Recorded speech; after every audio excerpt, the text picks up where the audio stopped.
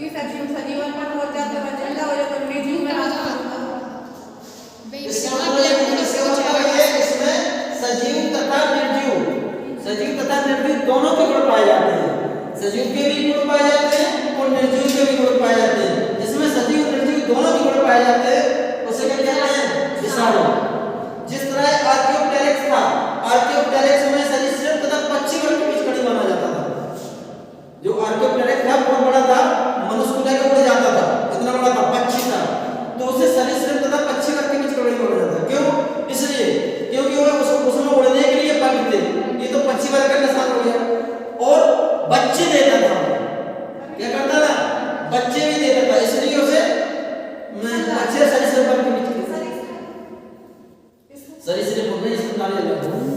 स्तनधारी वर्ग और सरीसृप वर्ग के बीच की कड़ी किसे माना जाता है? प्रजाति पास सुना था? कई प्रकार की कड़ियां हैं जो मानी जाती हैं। तो अपन को आज पढ़ना है विषाणु। तो विषाणु में सजीव और निर्जीव दोनों प्रकार के लक्षण पाए जाते हैं। ऐसे सजीव और निर्जीव के बीच जो संबंध बनता है, जो रिलेशन बनता है, उसे हम कहते हैं विषाणु, वायरस जिसका नाम है। अब विषाणु के कुछ लक्षण होते हैं, तो विषाणु के जो लक्षण होते हैं, नंबर 1 विषाणु निर्जीव को कहते हैं नॉन लिविंग।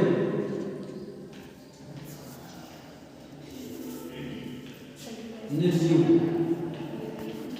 ये लक्षण और इतने कहते हैं लिविंग यानी कि सजीव के लक्षण। बीच में फर्क करते हैं कि पार्टीशन इधर इनको बड़ा डालना, ठीक है। अब यहां से स्टार्ट करेंगे 1। इसमें देखिए एक पोषक कोशिकाओं के बाहर बढ़ नहीं करते हैं। जी कह रहे हैं कि पोषक कोशिकाओं के बाहर बढ़ नहीं करते हैं, तो पोषक कोशिका के अंदर बढ़कर करते हैं।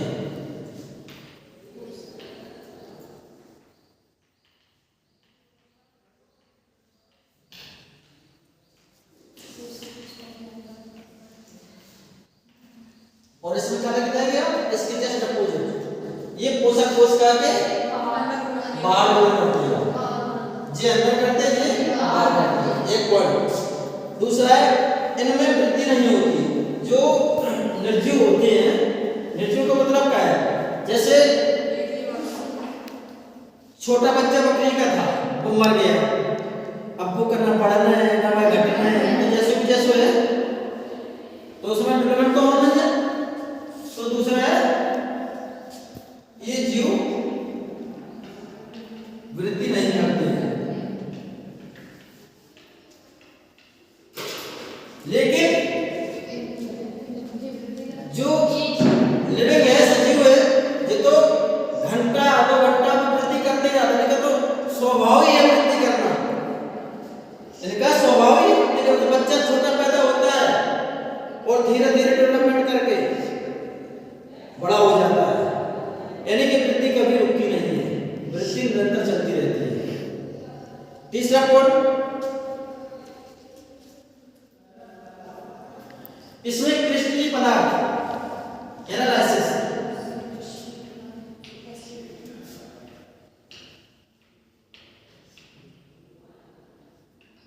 इसके कहते हैं एनालिसिस। इसमें क्रिस्टलीय पदार्थ जो होते हैं एनालिसिस करके इसका प्रैक्टिकल करके सॉल्यूशन निकाला है, उसे एनालिसिस कहते हैं।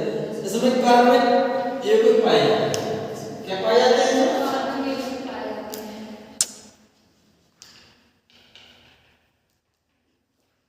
कार्बनिक यौगिक पाए जाते हैं और इसमें अकार्बनिक यौगिक पाए जाते हैं।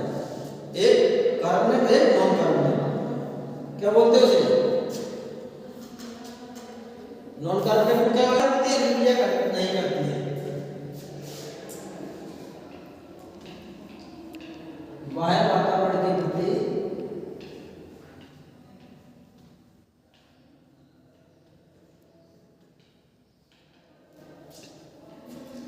अनुक्रिया नहीं करते हैं, यानी कि ये बाहर प्रक्रिया नहीं करते।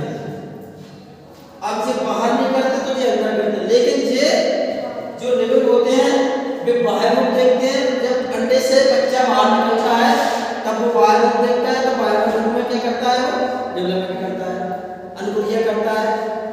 जैसे बच्चा छोटा होता है तो बच्चा जिस माहौल में रहता है धीरे धीरे बड़ा हो जाता है, जिस माहौल में रहता है, पहले माँ बाप के माहौल में रहता है, भाई के माहौल में, बहन के माहौल में रहता है, उसके बाद जब वो विद्यालय जाने लगता है तो टीचर और अन्य बच्चों के माहौल में रहता है। जब वो